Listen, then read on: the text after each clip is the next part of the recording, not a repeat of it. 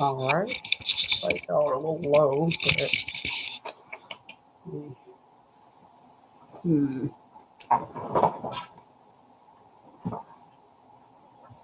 Yeah.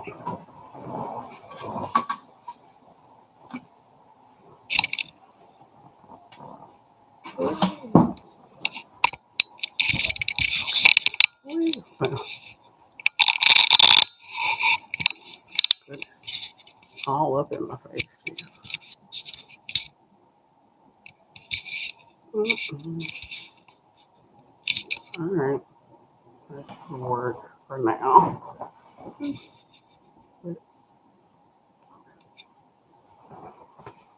Good deal. All right.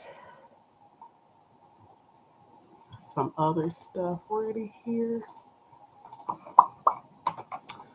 Okay.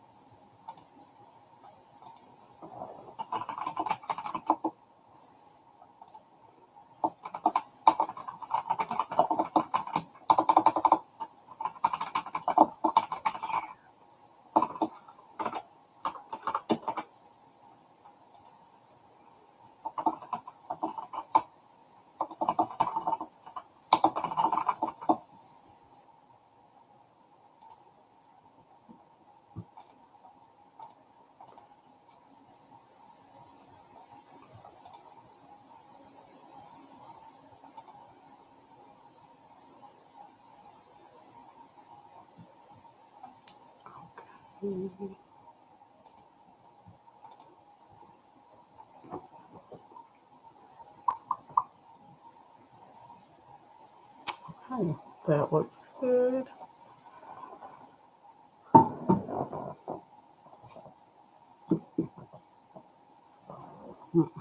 Wonder if I can get.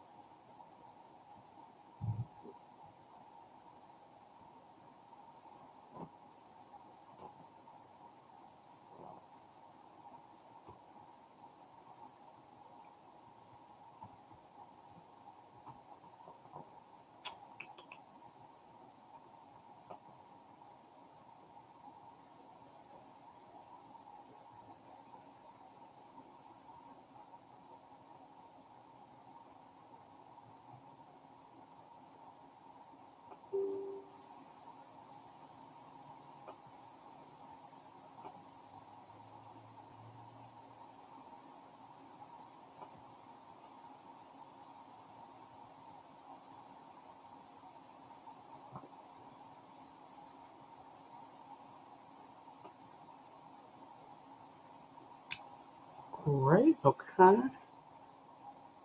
Getting this set up elsewhere here.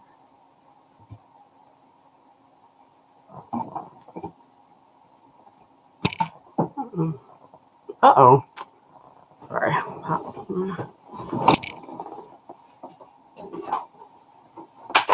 On accident.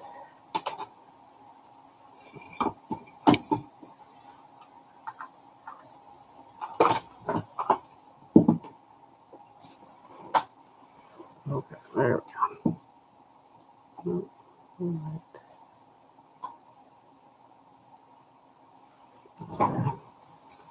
Alrighty.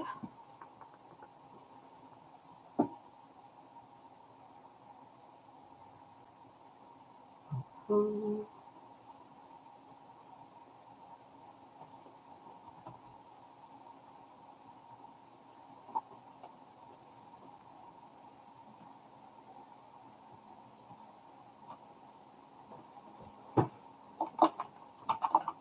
Oops.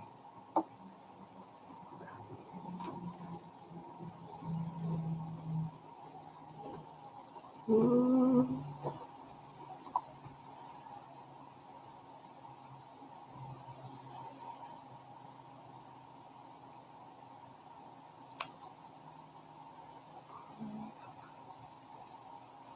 I think I got it. Bear with me. All right, cool. So, other than this camera being mildly crooked, but I think we're okay. All right, looks like it. So, okay, I think we're good. All right, so welcome to Frequently Answered Questions. And if you don't know, I'm Tanisha Curtis. I am a book editor and I'm an author myself, an indie author. And I have been writing and reading and helping people with their literature for a couple decades now. So there are questions that I see pop up pretty regularly. And so I thought I would do these little segments just to answer some of them. Because, of course, I answer them for the person who asks while we're in a particular interaction, but I don't, not everybody gets to hear these answers.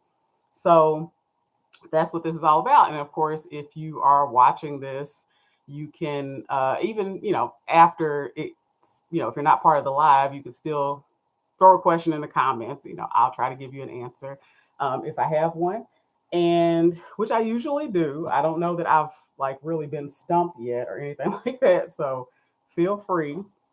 And yeah, so that's pretty much all this is about. Short and sweet, but hopefully, like I said, giving you an opportunity to ask the kind of questions. Here we go. I'm gonna drop something that you might have. And again, it's about anything, any aspect of being an author. So planning a book, promoting a book, the actual publication, the editing, the self revisions, illustrations, just all that jazz, everything that goes into it. I've done every single part of it. So, and multiple times. So that's why I said where a lot of these questions come from because people know that I've been through it. And a lot of my answers are just based on mistakes that I've made. I'm not afraid to make them. So that ends up, of course, I learn. But then there's some situations in which I can make a mistake, warn you about it, and then you can avoid making it too. So I also think that's another reason stuff like this is helpful. So I have three questions that I wanted to talk about today. And like I said, if you're watching live, of course, just throw it in the comments, and I'll if you have one of your own. So the first one is, and it comes in various iterations, of course, but the general idea is XYZ company legit or safe or a scam or whatever, right? And this, of course, question is just rampant all over social media, especially when it comes to new authors. And it makes sense, right? You just got here. You don't know which way is up. You don't know, who's trustworthy, who isn't, who is overcharging, who isn't, all that sort of stuff. So I get that. And so I use there are a couple of kind of red flags that, I would look for. But I do want to acknowledge that one of the first ones may just be the fact that you're asking this question, right? So just trust your gut a little bit. And it's like if you feel the need to ask whether or not somebody is trying to scam you, there's a decent chance, at least a 50% chance that they are, right? So that's one thing. I just want to, that's not one of the flags, mind you, but it's just something to keep in mind that, if you really felt the need to ask this, then there's a good chance that even you as a newbie are sensing that something's off, something's not right. And so that's why you're reaching out. But one huge red flag, because I don't know of any that I can think of, right? I don't know of any legit, like if you are looking for traditional publishing, for example, right? I don't know of any traditional publishing houses who randomly contact unknown authors who are not represented by a literary agent. And even if they were known authors that were represented by a literary agent, then there would be no need to reach out. You know what I'm saying? Like they would reach out to the agent at worst, right? So keep that in mind, right? If that's what you're looking for is a traditional contract with like a, Harper Collins or somebody, then yes, like that immediate no in the fact that they contacted you first. So if somebody DMs you on social media, if somebody calls you, emails you, sends you something in the mail, anything, if they reach out to you and you have never heard of them before, you have never contacted them before, then again, there's a solid chance that that is a scam, because that's just not how traditional publishing works.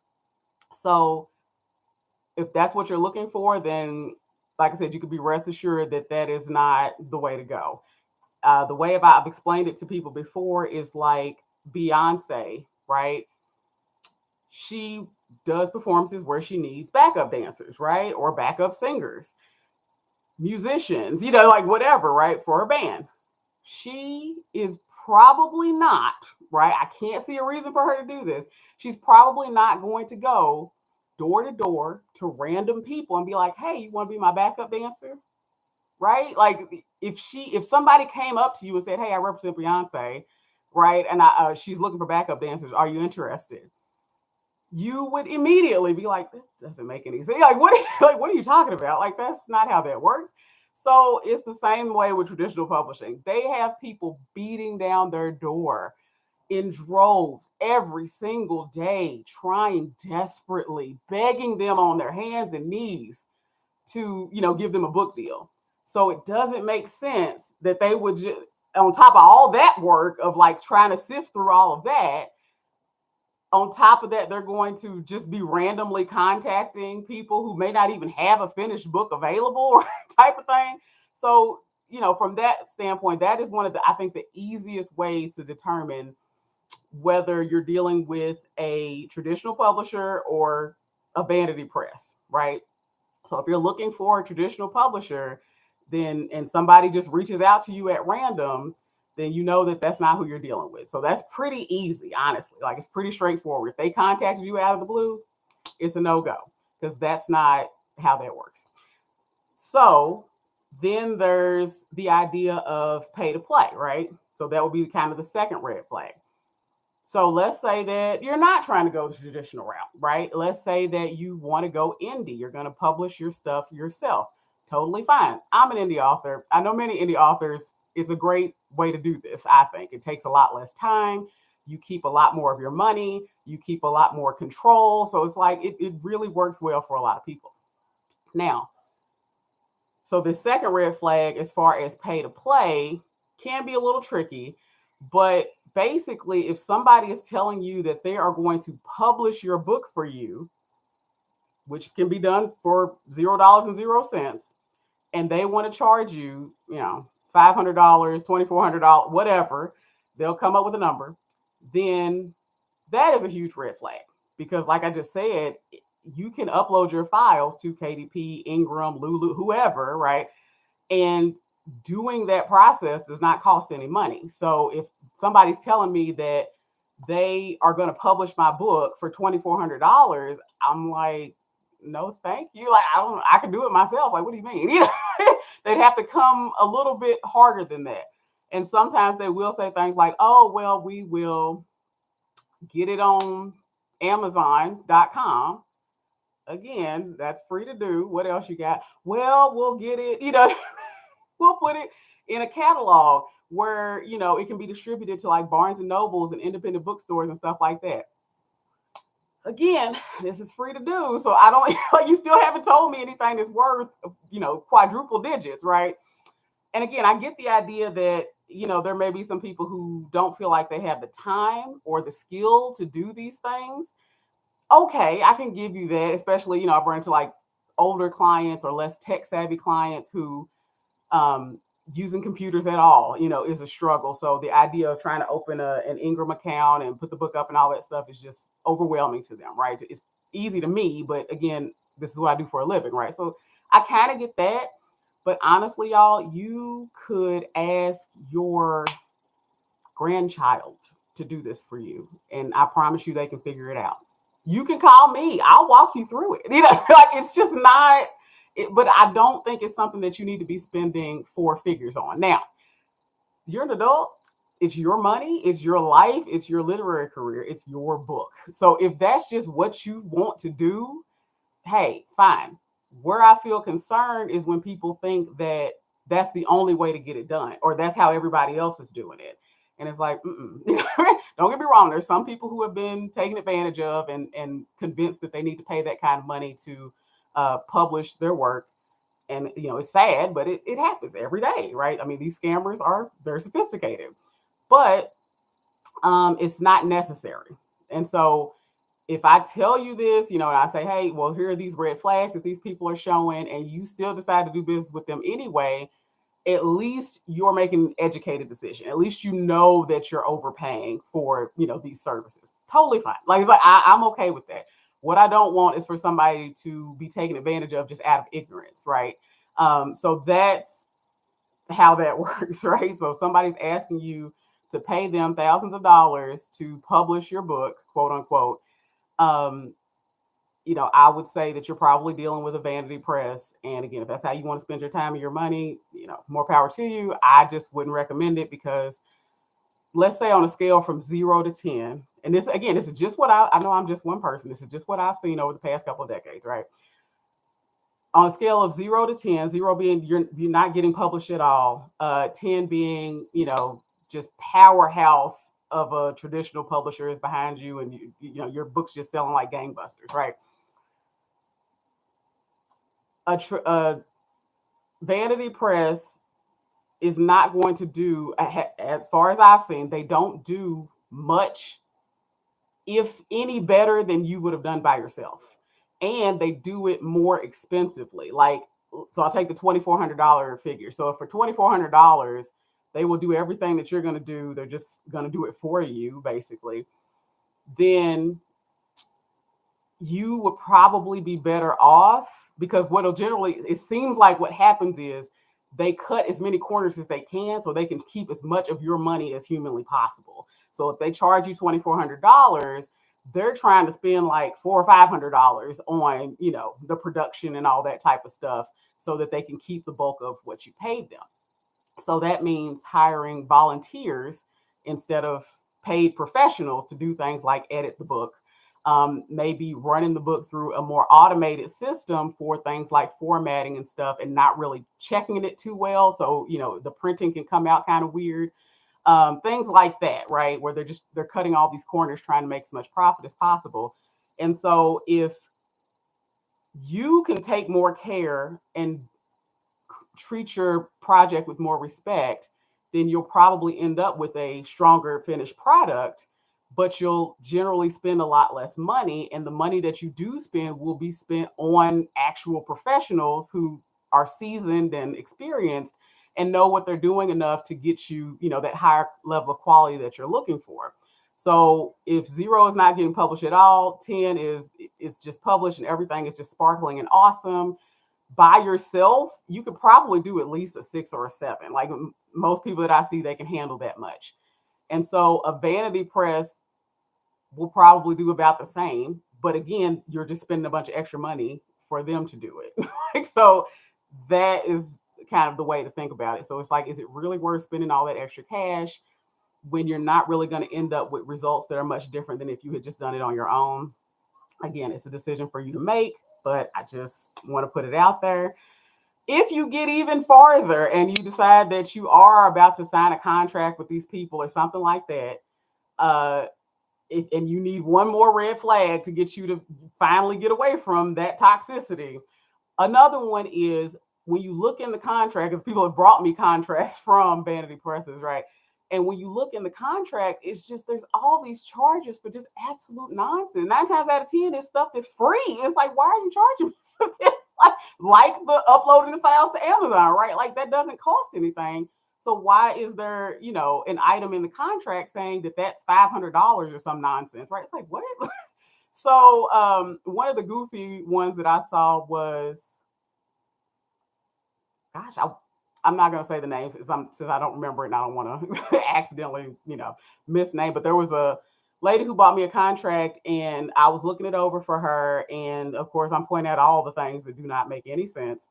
And but there was one on there where it was like there was a monthly fee for having the ebook that they help you create, quote unquote, on their website. Why? Like what is that? Like my books are on Kobo, my books are on Amazon. They don't charge these fees. Like that's just a weird fee. What is it for exactly? And mind you, these people wanted to take a hefty percentage of her royalties. On top of that, she would have paid the, like I said, $2,300, $2,400 or whatever for them to do all of this, quote unquote. And I'm like, wow. I mean, so just you'll kind of notice that the fees just pile on where it's just like, what, y'all are really just trying to get money every single place that you can. My goodness, right? Even for stuff that, like I said, nobody else charges for. So why are you doing this? So that's the kind of stuff to look out for. And also just doing a simple Google search, put in their name. XYZ company scam is a good one. XYZ company lawsuit. That's a really good one. That can be an eye opener, right? And so you can look on sites like Writer Beware, the Alliance of Independent Authors. They have a great watchdog desk where they will have a list of these various companies. You can look for their name and see what's next to it. It'll tell you if they've had issues with customer service or delivering on projects and things like that, right? If there's any kind of tension or issues or like scammy behavior, Ally will have those sorts of notations on their profile. So these are the types of places that you want to go ahead and be connected to and kind of regularly interact with so that you can start to learn what ethical companies look like and how they behave to help you, protect yourself. So think about that. But generally, like I said, if you have to ask whether or not a company is a traditional publisher, it's like, well, then they probably aren't. Like it's pretty straightforward. But use any of those red flags to also help you make that decision. So the second question is, uh, don't I need a page count to create my ebook cover? So I just got this one last week. So for some of you may realize the answer to this question already, but if you don't, keep in mind that ebooks and printed books are two different things. Okay. So your printed book, yes, is going to have a particular page count. And the reason that, like, it doesn't have anything to do with the trim size per se, right? You can say you want a 6x9 or 5x8 or 4x6 or whatever, but what's going to change is the spine width. So when you're creating that big file that's going to wrap around the book and be your cover, knowing how big the spine is really helpful because then it makes sure that you cover it without having your front and back covers like rolling onto the spine. You don't want that, right? If you can avoid it. So I think this person was asking this and they just got confused, I believe. And so we tried to, I think I got them back on track and we clarified that. But if you're doing your own ebook cover, you don't have to worry about page count because that's a digital document and your ebook cover is just one image. It's not the big wide PDF that you use that will be printed and then wrapped around the book. This is just an image, just almost like a thumbnail, it's just larger, right? Of what the front cover looks like. That's all that is. So it doesn't matter if your book is 30 pages long. It doesn't matter if it's 500 pages long. That ebook cover is going to look exactly the same. So that's, you don't have to worry about that. So that's a pretty straightforward one. Just remember that, I guess, as you're thinking about these various aspects of doing the work to produce the book, is like you got two different documents there. And for the digital stuff, things are generally a lot faster and a lot easier because you don't, have all these different precise measurements and all this type of stuff that you have to worry about. Everything is pretty straightforward, but you do have a lot of that to do with the printed book because there's cutting and binding and all that jazz to be done. So we got to be as precise as we can with the measurements to make sure everything turns out the way that you want it to turn out. Fair. Then the third question that I had was, and this one breaks my heart, like whenever I hear it. So but I get it a lot. It's really it's just tough. But when somebody asks, "Is this worth writing?" And the reason that this saddens me is because I don't know that I've ever come across a book that's not worth writing, right? And again, I don't really know what that means. Like, do you mean are you going to sell a million copies of it, or do you know what I mean? Like, what? like, and again, that's a rarity, no matter what kind of book it is. So I don't even think that that's a reason to stop writing a book or throw out a first draft, right? So I'm like, that can't be what you mean, you know what I mean? But so when you say, is the book worth writing to me? My answer is going to always be yes. You know what I mean? It's like, sure. Because here's the thing, a lot of people will ask me that and they'll come to me with it half or even fully written already. So I'm thinking to myself, so you would really be willing to throw out all the work that you've already done? And for what? You know what I mean? Because at the end of the day, the book generally, like most of the authors I know, there's a revision process that happens and a professional editing process and design and all that jazz. There's all these steps to develop the book into that final vision of what you want it to be. So when you ask me, is this worth writing? It's like, yes. Like, I mean, again, obviously you've already spent however many hours and months writing it. So why would it all of a sudden not be worth that, right? So don't come to me expecting me to say that it's not worth writing because because that's literally my job. If A is where you are now with your manuscript and B is where you want to be, your vision for the manuscript, then that is my job. When you bring it to me, my job is to get you from A to B, right? Or guide you at the very least from A to B. That's just the whole point of my role, right? As an editor. So I've never received a manuscript and been like, oh no, just throw it away, just burn it. That's just never happened. And I don't know that it ever would. Worst case scenario, I don't believe I have the skills to work on it for whatever reason. So, for example, I don't do academic stuff. So, if you bring me a textbook manuscript, I'm probably, depending on what it is, I mean, if it's in my background, I might be able to help a little bit if it's about like psychotherapy and stuff like that, interpersonal dynamics, yada yada yada, then okay, I can probably get on board. But if you're doing like, I don't know, a quantum physics primer, like, it's just I can't help you. I'm so sorry. So, but again, it's not that that textbook or that self help book or whatever it is isn't worth writing or isn't worth publishing. It's just I don't have the skills to help you with that, and I'll try to find you somebody who will.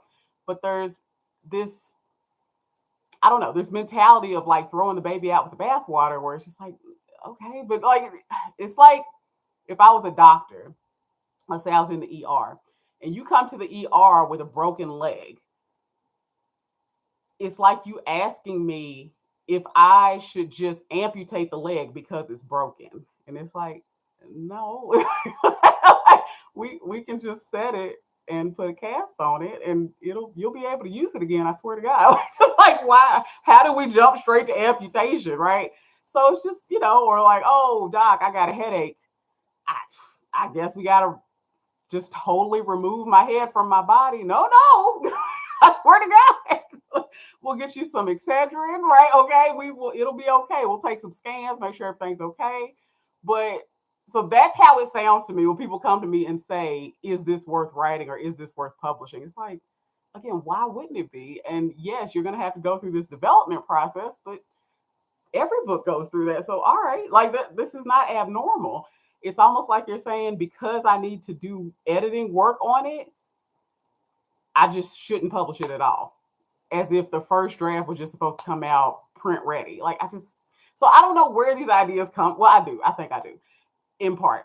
I think part of it is people see only the end results, right? They're not walking with Stephen King all throughout his writing and development process.